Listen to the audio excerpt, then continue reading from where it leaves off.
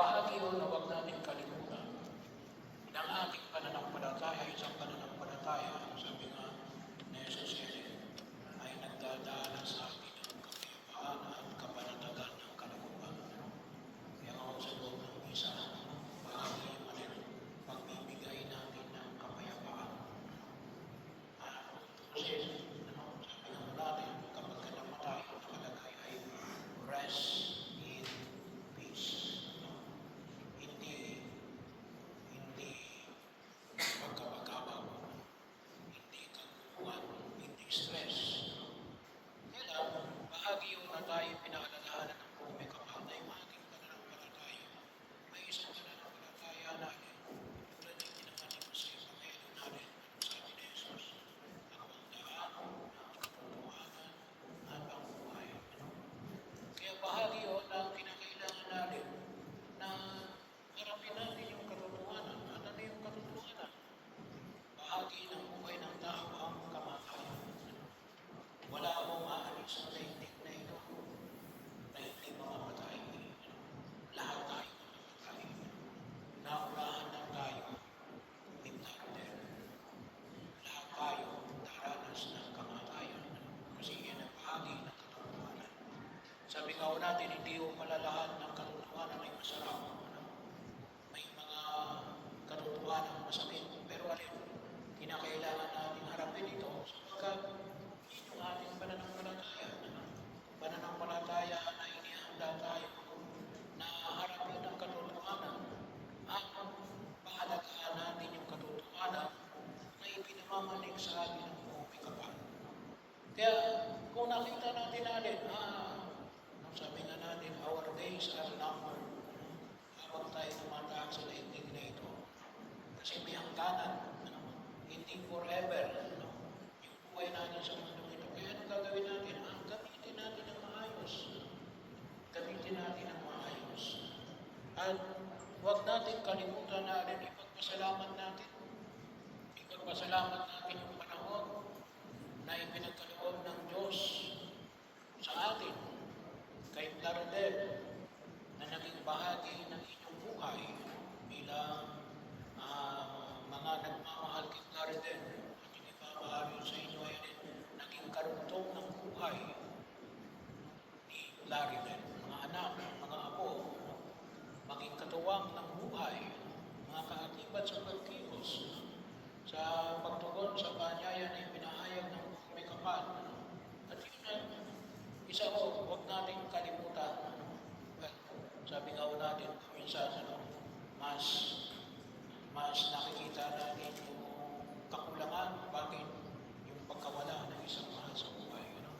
Pero naman, huwag rin natin kalimutan natin, lalo-lalo natin, magpasalamat tayo sa biyaya na pinagkaloob ng Diyos kay Claridel.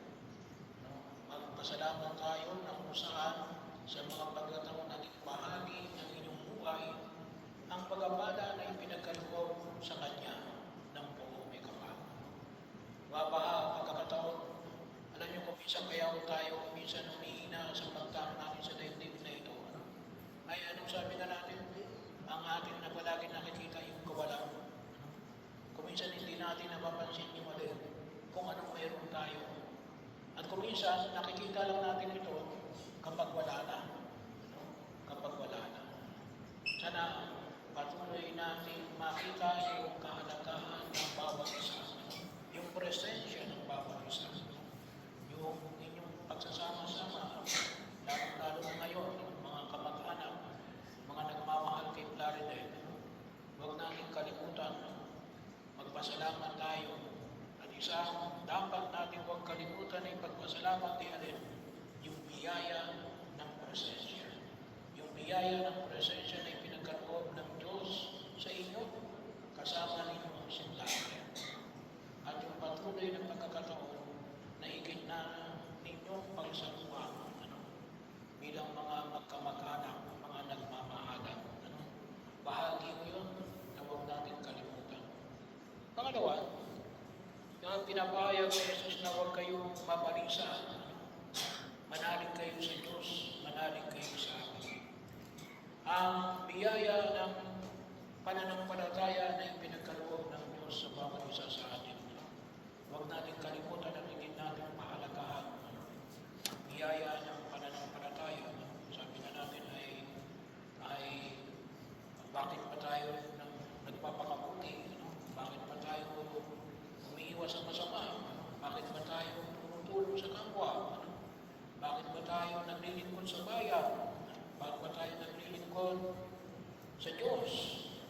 minsan, ang sagot natin ay para mapunta sa langit.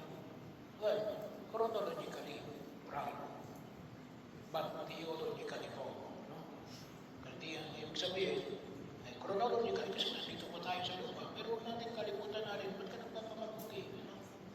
Nakalimutan natin yung biyaya ng sakramento ng binyag. No? Bakit ako nagpapakabuti? Ba't ko ginagawa? Ba't ako tumutulong sa kapwa? No?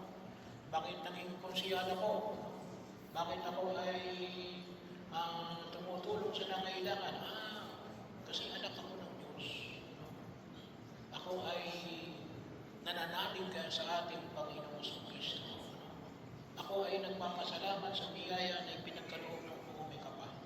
Bakit? Dahil iniligtas ako ng Diyos. Kaya magkakaroon tayo ng higit na kapanatagan na alin. Kahit na sa gitna ng kamatayan, alam natin na alin. Kalimitan makikita ninyo sa mga kabaan, going home. Bakit? Galing tayo doon eh. Galing tayo doon. Galing tayo sa ating Ama. At yun ay pinangako ng Diyos mula nung tayo ibininyagan bilang mga mananampalatayang Kristiyano Katoliko. Tayo ay mga anak ng Diyos. Bahagi yun. Kaya tayo ngayon, babalik tayo doon sa ating Ama. At yun ang huwag natin kalimutan. Yun yung pag-uugutan natin ng ating pagkilos sa daigdig na ito. Ang nawa ay higit ng pakinabangan ng ating kapatid na si Clarite. Yung biyaya na yan ay pinagkaloob ng buong may kapal bilang anak ng Diyos. At kung sakali say nagkulang, ay humingi tayo ng kapatawaran sa harapan ng buong may kapal. Kaya bahagi rin sana rin po isang paanyaya na ibinibigay ng ating pananampalataya. Huwag magamit din natin yung sakramento ng alin pagkapahin ng langis sa mga may sakit. Huwag po kayong matakot na humingi ng magpatawag ng pari, lalo na yung mga kapatid natin na sa karamdaman, yung mga nasa higaan ng karamdaman. Huwag po kayong mayang magpatawag ng pari. Bakit? Pagpakilala natin, pinagtitibay ko yung aking pananalig natin, ako'y anak ng Diyos. At nais kong ipamanig natin sa gitna ng aking kahinaan at pagsusumikap, ay nawa ako ay higit na kahabagan ng buong may kapal. At yun ang itinutulong natin, na nawa huwag natin kalimutan, na dumating yung pagkakataon natin, magkasama-sama tayo sa harapan ng buong may kapal. Kasama si Clarite doon sa langit. Bakit? Yun ang gusto ng Diyos para sa bawat isa sa atin. At yun yung magiging pamantayan ng ating pagkilos kung bakit tayo ay nagsusumikap na ayusin natin ang buhay natin sa daigdig na ito. Kaya ngayon ang sabi ni Jesus, mamunga ng masagana. Bakit? Sa gitna ng ating pananalig sa atin. Kaya tama ko yung sinabi sa atin. Anong sabi sa Ebanghelyo? Anong sabi ni Jesus? Ipagkahanda ko kayong manang matitirago. Babalik ako at isasama ko kayo. Sapagkat tayo ay nais ng buong may kapal na makasama niya doon sa buhay na walang hanggan, kasama ng mga anghel at ng lahat